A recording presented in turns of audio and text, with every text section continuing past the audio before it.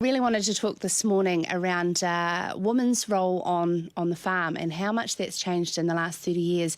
And this is in light of a friend I went to boarding school with that was killed this week, Nadine Tomlinson. She was pregnant and her died in a tractor in North Otago with her 3-year-old son. Was that your friend? Yes, I went to boarding school at St Hilda's. Yeah, and so a shout out to the funerals today.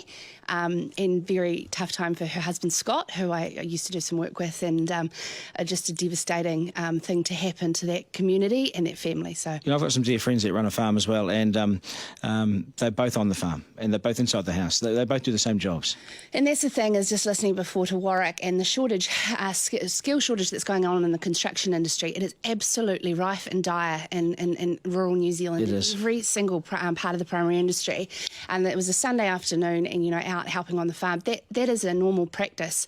But the woman's role on the farm, say from Rogernomics in the 80s, 30 years ago, where it's changed so much because they had to upskill and move into town and get jobs off the farm or help on the farm because they couldn't afford workers. And we're in a really, really terrible situation at the moment where all hands on deck, and you're constantly seeing on Facebook advertising for shepherds, for general farm hands, tractor drivers, and both parties, regardless of having young children, just have to get on and get stuff done. So I just really worry for people out there at the moment. Are the women getting the respect on the farm? So they've been welcomed on board? Yeah, I think so too. Huge change from males to females in terms of respect on the farm. A lot of them, like for instance Nadine, an incredibly intelligent farming woman, university educated, and that is respected because businesses now farming is a very complicated business with a lot of technology.